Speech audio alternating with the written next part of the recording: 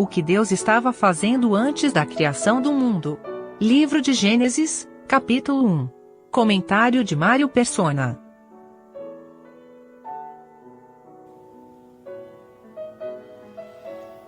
O versículo 14 não diz que Deus tenha criado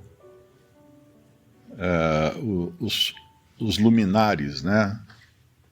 Ele diz haja luminares, ou seja, o Sol e a Lua e as estrelas eu entendo que já existiam desde a criação inicial lá em Gênesis 1.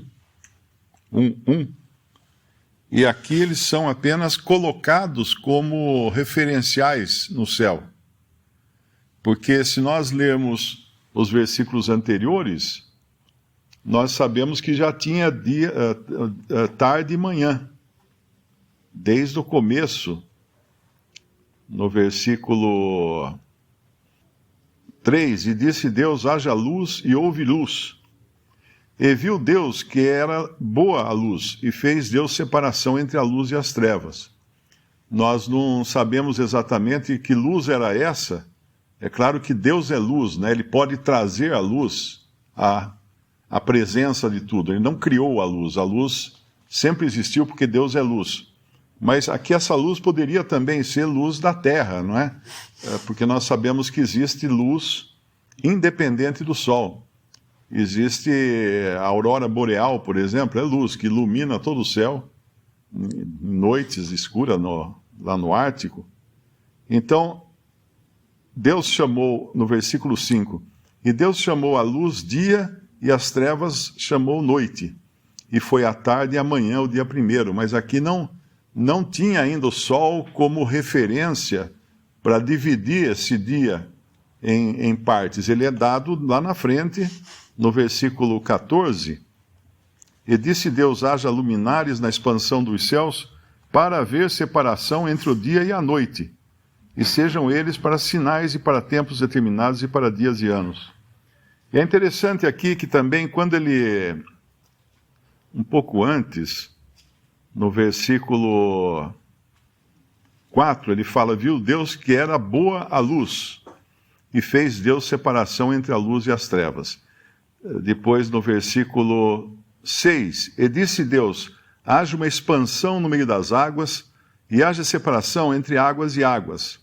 E fez Deus a expansão e fez separação entre as águas que estavam debaixo da expansão e as águas que estavam sobre a expansão. E assim foi. E chamou Deus a expansão céus. E foi a tarde e a manhã o dia segundo. O interessante aqui é que ele não diz, como ele diz em outros versículos, que isso era bom. No versículo 4, ele viu que era boa a luz. No versículo 10, chamou Deus a porção seca terra, e ao ajuntamento das águas chamou mares, e viu Deus que era bom. E ele vai dizer que era bom, inclusive quando ele produz a erva verde, no versículo 12, e viu Deus que era bom. E é interessante, por que será que ele não diz que era bom a atmosfera que foi criada, os céus aqui que estavam no versículo 8, e chamou Deus a expansão céus, e foi a tarde e a manhã o dia segundo, mas não diz que era bom.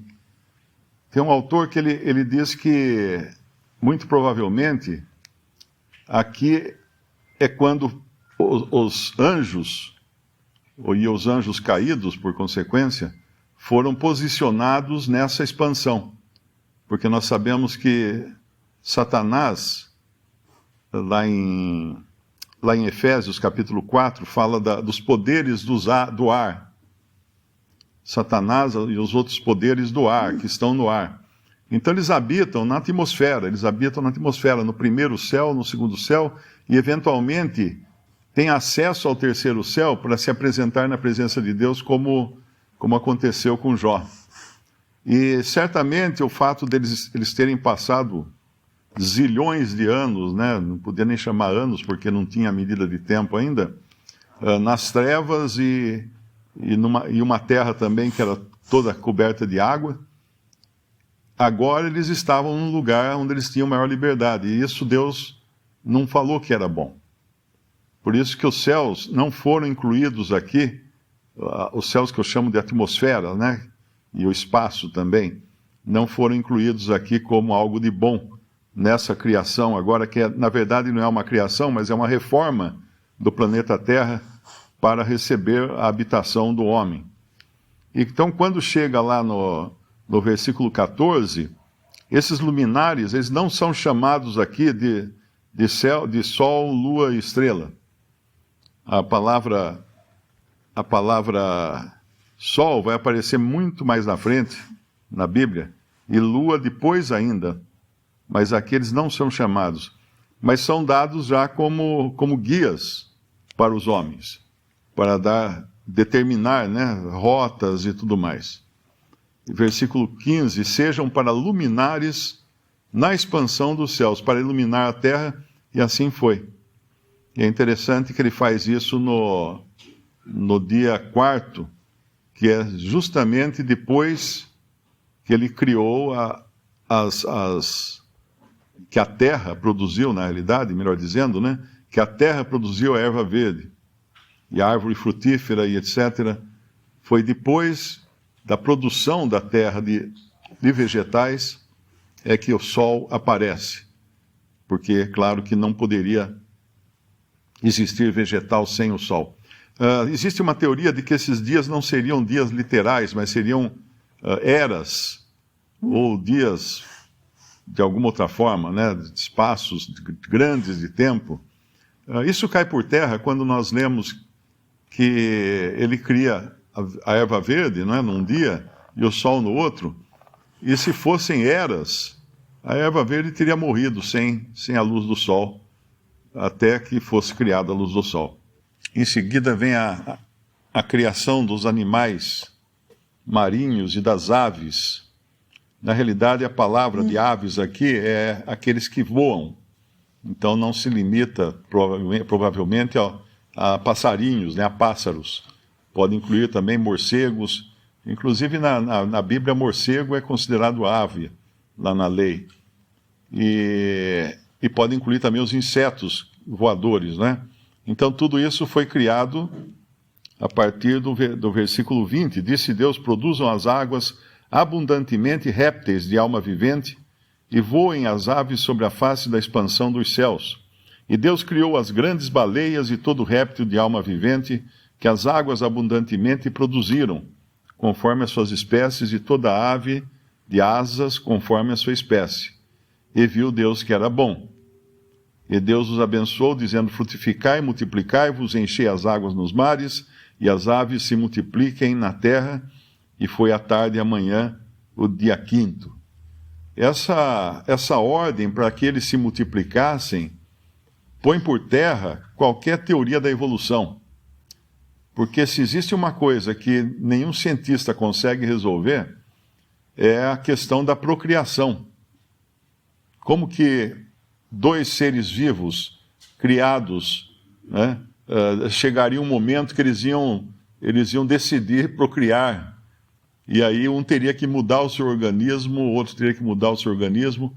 Nós sabemos que existem animais e insetos e batráquios também, e cobras, né, que eventualmente podem até mudar de gênero. Na Ilha das Cobras, aqui no litoral da Praia Grande, tem uma Ilha das Cobras, de Peruíbe ali. Essa Ilha das Cobras é proibida, inclusive, entrar lá, porque ela é cheia de cobras, tem muita cobra. E ali eles já viram que aconteceu casos assim, de cobras acabarem procriando por si mesmas. Mas é uma aberração, é uma coisa fora do normal. No normal, os animais sempre têm macho e fêmea para fazer o acasalamento e assim acontecer a procriação.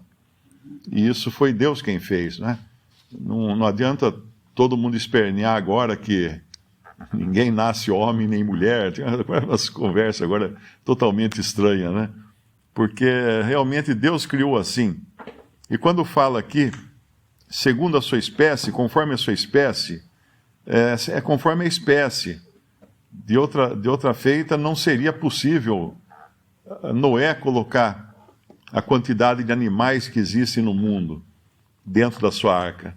Mas ele colocou os animais conforme a sua espécie. Então tinha os felinos, por exemplo, era um casal de felino, que depois acabou se reproduzindo e criando diferentes, que a gente chama de diferentes raças, né? Como tem hoje cachorros de várias raças, gatos de várias raças, mas na arca entraram só de 2 em 2 de cada espécie.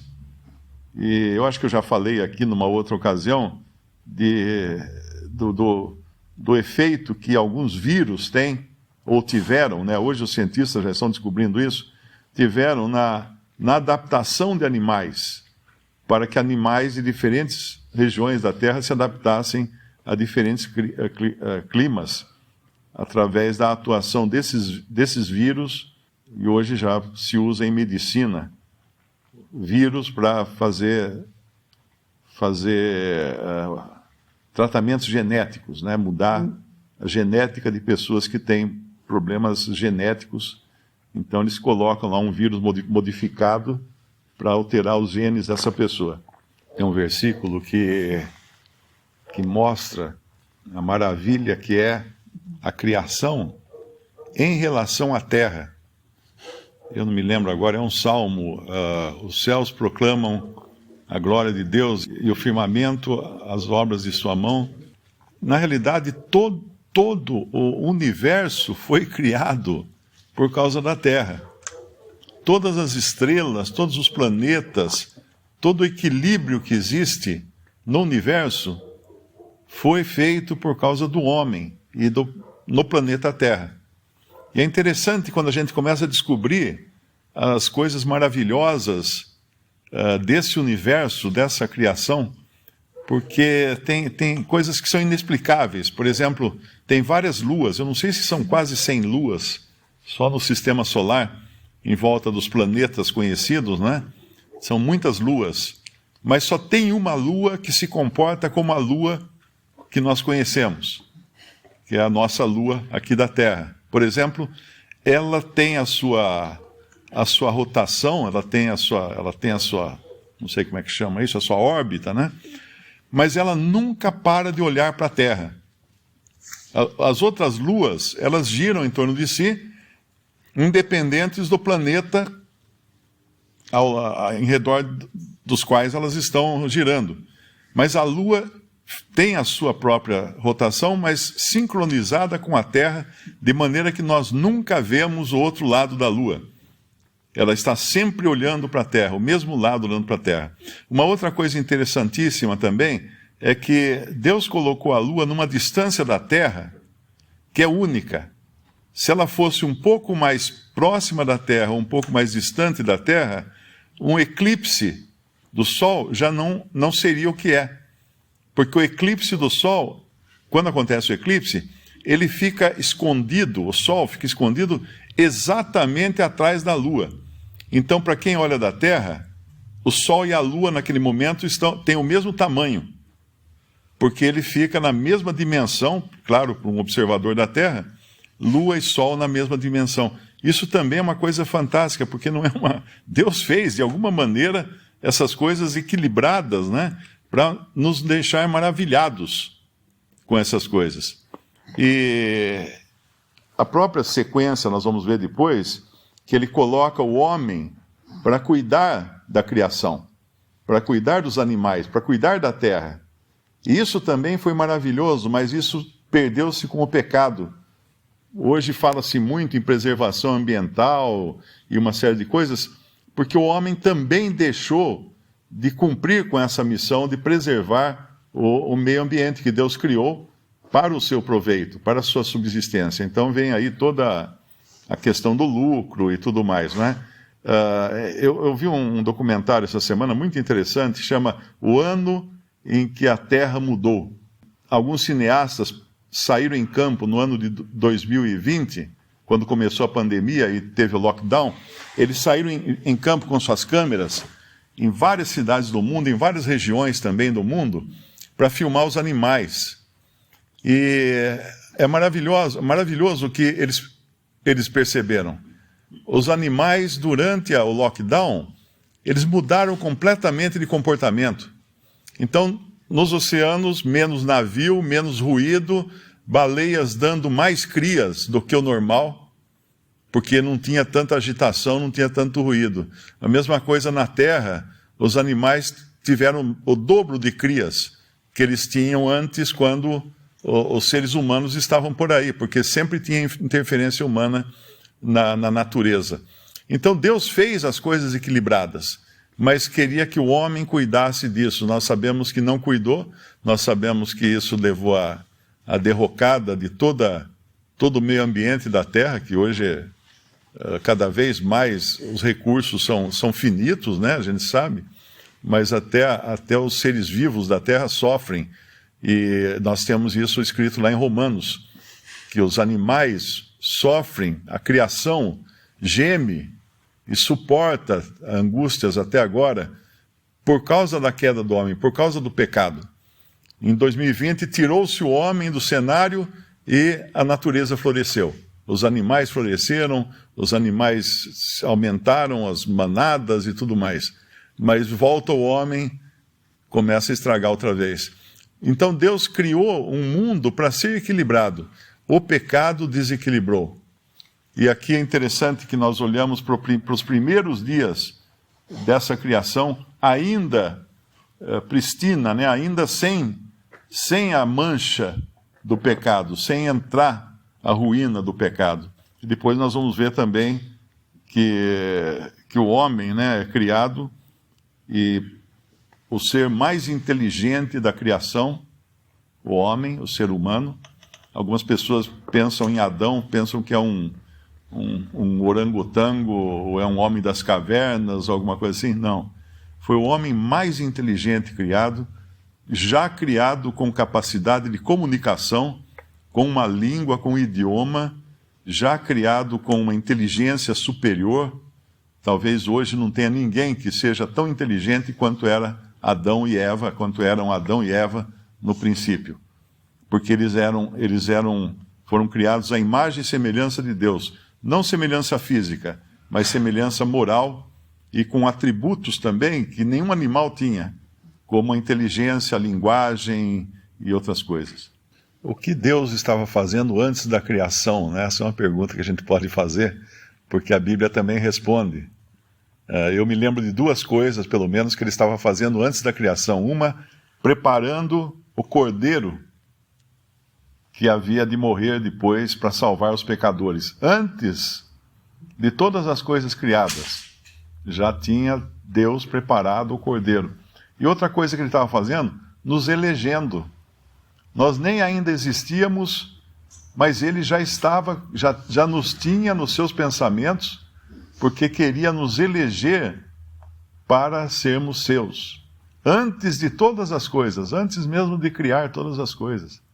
Então, antes tem até o Bill costumava falar, né? Quando foi que Deus começou a nos amar, né? Ele falava, a pessoa não sabia responder, ele falava assim, Deus nunca começou a nos amar, Ele sempre nos amou. E Ele já tinha, antes da criação do mundo, eleito os seus, para que fossem santos, para que compartilhassem, para que fossem cordeiros do seu Filho. Então é maravilhoso sabermos que não é na criação que começa a nossa história, ela começa antes da criação.